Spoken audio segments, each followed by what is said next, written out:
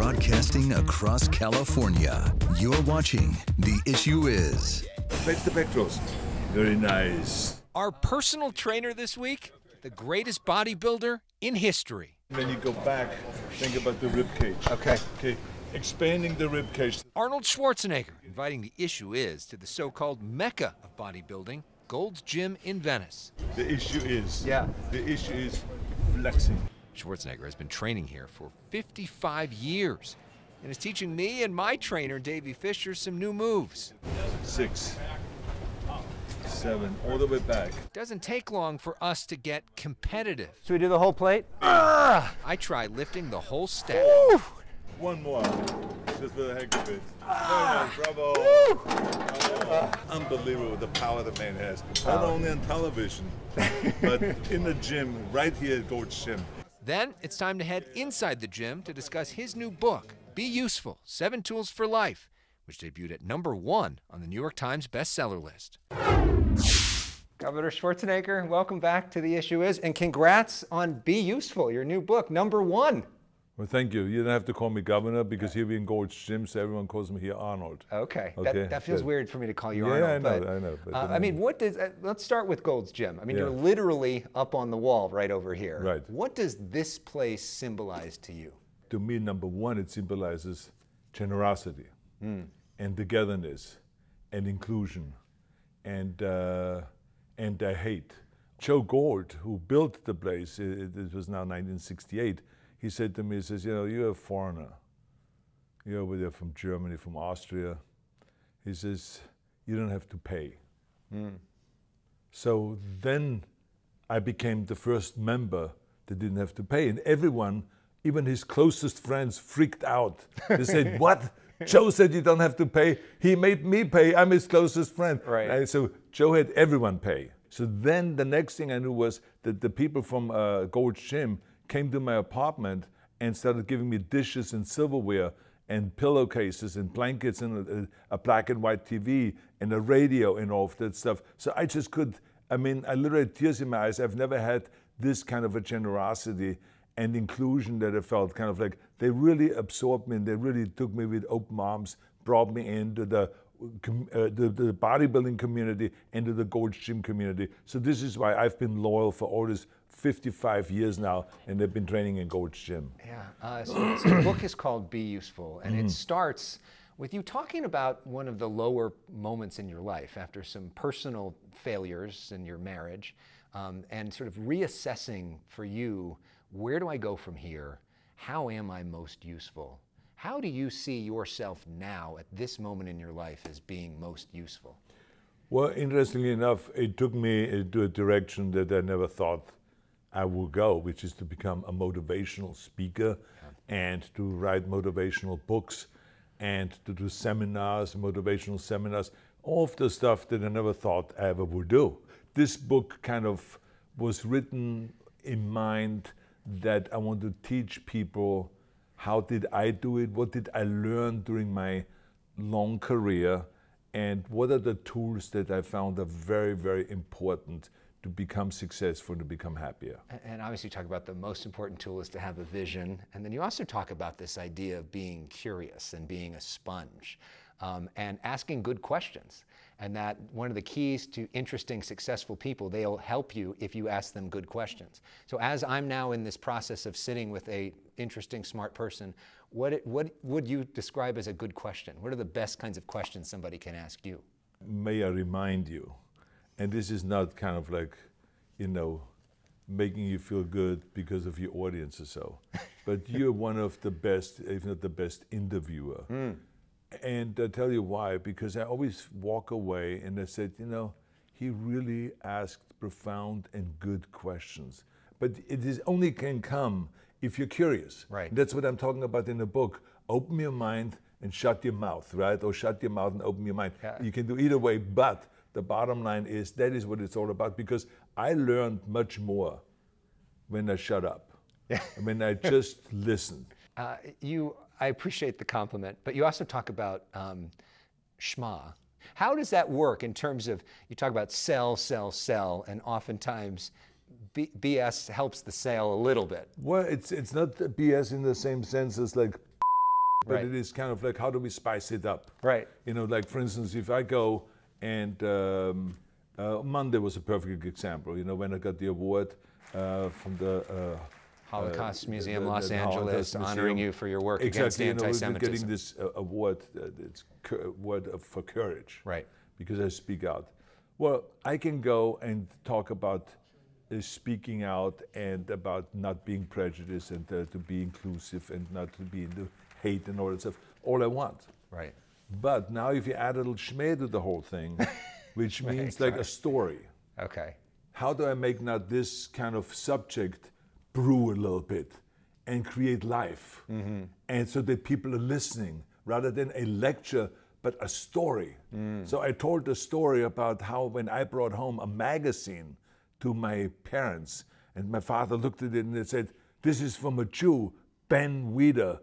Ben Gurion was the president of Israel. I mean, this is Ben. This is a Jewish magazine. Where did he get this magazine?" So I told a story that I detected at the age of 15 how my father was still prejudiced. And the funny thing was that the very same person that he was attacking, this Ben Weider and Joe Weider, two Jews, are the ones that brought me to America and made my dream become a reality. So I told that story to the audience, and all of a sudden the audience got it of where I got my kind of a change within the next, kind of generation. So when you said that to your dad, who was a Nazi officer, that Jews were responsible for bringing you to America and responsible for your success, how did he react? Do you think he started to change? Well, so this was one of those things. I was now in America, and he couldn't do anything about it other than just maybe learn. Yeah. So I told him, I said, "Well, this is not the only Jew." And he says, "What do you mean?" I said, "Well, Reg Park, my idol, his mother was Jewish, and therefore he's Jewish." I said, when I got into the movies here, my first movie I did was Bob Raferson is a Jew. Mike Medavoy, who got me the part in Stay Hungry, is a Jew. I said, the guy that had received me in Gold's Gym, he's a Jew. I said, so all of these guys that are helping me in America realize my dreams are Jewish. I said, so you should never ever talk about Jews that way. You got to get off that. And he never ever talked about it badly again after that. And so I don't know if that changed him as a person or anything like that, because he was misled, of course. But I mean, the bottom line was I got it off my chest, what the reality of it is. One of the things you talk about in this book is this concept of letting people underestimate you, which is something you did with the governor's debate when you were running in the recall, and a lot of people underestimated you. Right. I knew the subjects, I knew the issues, and I also had some good jokes, and the other ones didn't, because I always feel that everything that you do in life has to have a part of humor. No matter if you're deadly sick, you got to go and have some humor, and have people joke around you to lighten things up, and including in a gubernatorial debate or presidential debate, because when I went in there and sat down for that debate, there was absolute silence in the room, because everyone was kind of like, oh, this is the debate for the governorship. Oh, this is really serious. Bogus, right? What is serious here? So I mean, it's like, it's kind of just, he's going to run the state, but not alone. It's like there's all this other mechanism there. But anyway, I felt kind of like, okay, let me try a joke here. And so I made a joke. I think it was about Ariana Huffington. I said, your tax loopholes are so big that they can fit my Hummer through it. And everyone started howling in the theater, in that room, in that hall. Right. So I realized that's what they need. Yeah. They don't need this serious kind of policy stuff. They can care less. They want jokes. They want me to attack each one of the candidates. That's what I started doing. And all of a sudden, the whole thing lit up. And the next day, the poll numbers came out. Schwarzenegger won the debates by 60% and blah, blah, blah. And your poll numbers went up and like 25%. Went up and I went past, which is crazy. All the other candidates. At 76 years old, you are having a moment right now. Your show, FUBAR, was #1 on Netflix. Your documentary about you was #1 on Netflix. Your book, Be Useful, debuts at #1 on the New York Times bestseller list. And in both the book and the documentary, you're really vulnerable and honest and talk about your failures in addition to your successes. Can you talk about your decision to be so vulnerable? You know, I don't look at myself as making myself vulnerable. I think that I have learned over the years that it's always good to be able to express yourself and to say, you know, whatever is on your mind, and to be honest, because I think that we can learn much more for ourselves, and other people can learn from you if you are honest, if you realize that you're bad in something or that you failed in something. The best way to do is to recognize that. That's when you can really improve. Mm-hmm. Because if you ignore it and if you say, oh, no, that was not me, it was caused because of this and that, and if you find excuses for your failures, then you would never learn and you would never grow. And to me, it's all about growing, because remember, I see the mind and the way our brain works the same as our muscles. Mm-hmm. Now, you and I, we worked out together. Mm-hmm. So we know that the more we pull on that bar, the more resistance we give our muscles, the better it can grow, because the more it will respond. Well, the head is the same way. Your character is the same way. The more you give the character, your head and your brain resistance, and the more you make it struggle, and the more you make it suffer, and the more you've experienced defeat and all of those kind of things, and recognize it, and then try to repair it again, the stronger it will get. Up next, the end of Hollywood's actors' strike and what the Terminator taught us about AI. I'll be back. We're talking to Arnold Schwarzenegger, the author of Be Useful. Governor, while we have you, a couple quick just news of the week questions. SAG-AFTRA strike is over. Hollywood will be coming back to work. Your reaction to that? I think probably like every actor and like everyone in show business and everyone in Los Angeles that has a business, including the mayor that runs the city, is as happy as I am today. Because, you know, strikes is not damaging only for the people that work in that specific industry, but it cripples the whole economy. So I think it hurt a lot of people, but it is a necessary step to get and to make improvements in your benefits. So I think that now actors get better benefits and there's more thoughtfulness about AI and all of those kind of things. So I think it's good that it's over. Now everyone can go back to work. The writer's strike is over, everything is over, and now we can go back to work. And I'm looking forward to this coming year. Isn't it crazy that your career started fighting back against machines, and now literally there's a negotiation about fighting back against machines with the AI, and, well, you know, how a lot of that is sort of coming true. Yes, but I mean, what is amazing about it was that in 1984, when we did the movie, 83, 84, at that point I just looked at it as kind of a horror movie, Terminator, and as an action movie, as a B movie. Yeah. But when it comes to the actual intelligence of the writing of that script, Jim Cameron did such an unbelievable job that it actually was the most sophisticatedly written movie of that year and for a long time to come. Sure. Because everything that he predicted in this film is becoming a reality. Where we are now kind of in fear of this self-awareness of the machines. Another big thing in the news is what's happening with Israel and Hamas. Obviously, you've spoken out so much about anti-Semitism in the last few years, and we've talked with you a lot about that. Sort of, how do you think about that conflict right now? And I know you're also very concerned about innocent Palestinians.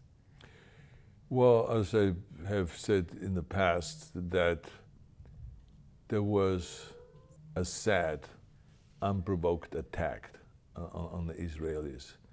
And, you know, barbaric attack. I mean, when you see the footage, it's just awful to be in a situation like that. And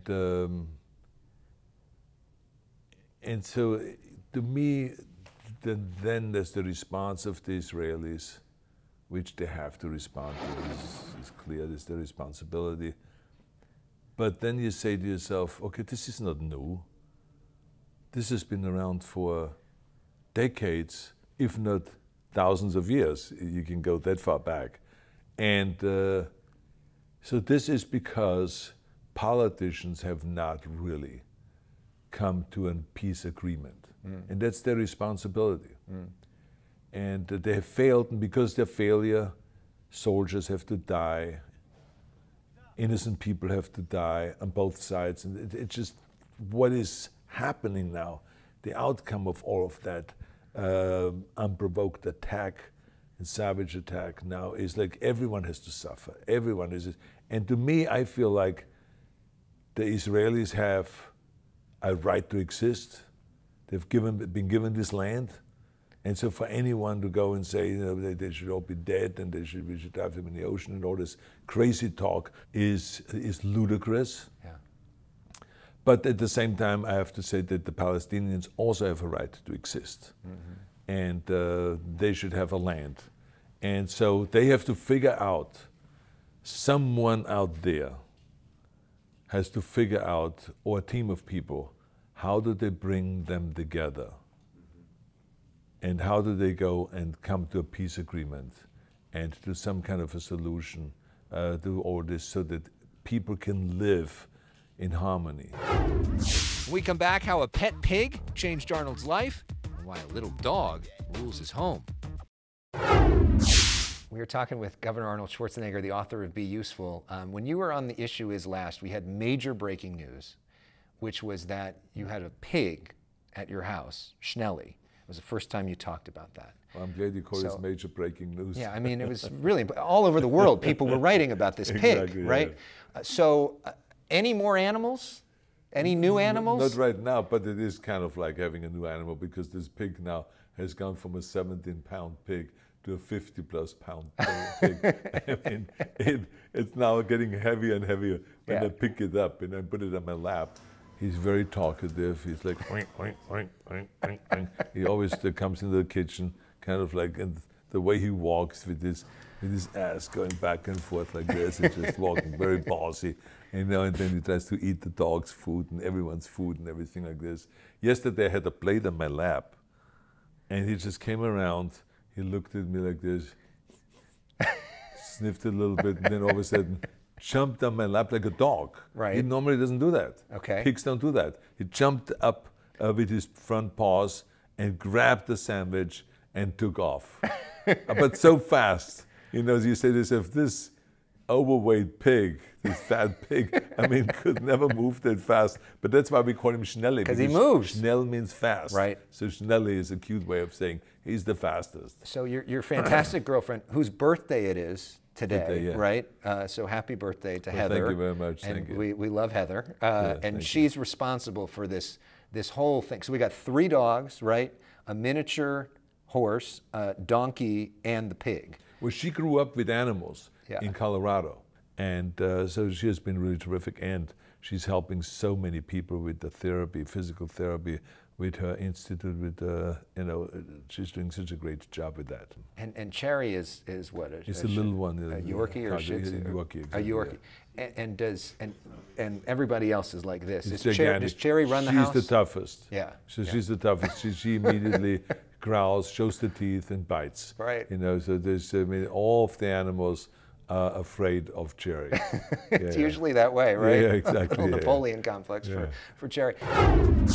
Up next, Mr. Olympia evaluates my strength on this very special edition of The Issue Is. 9. And expanding. We're working out with Arnold Schwarzenegger, the most surreal workout of my life. What'd you think of my form? What can I do better? What constructive criticism do you have? Well, I know why you're asking me that question. Why am I asking you that You're question? asking me this question because you know that you have done really well out there. On the No, not necessarily. Oh, you know it. No. I saw in your eyes how great you did. The way you poured things down. Boom, boom, boom, boom, boom. And then you looked over at me. I saw that little glimpse, kind of like, Governor, look at me, huh? I'm not a beginner. I've been doing this for a while. So now you just want to get a reconfirmation to confirm that you are fantastic. No, I mean, look, the key thing with working out is that we do the movements the right way, that we have the right rhythm, that we have a beginning, a middle, and an end. Like, how many people do we see that do half movements? Right. And when you start doing half movements in the gym, then you're gonna do half movements in everything in your life, is what concerns me. This is why it's very important to help people in the gym and to say, do this movement fully, because the only one you're cheating on is yourself.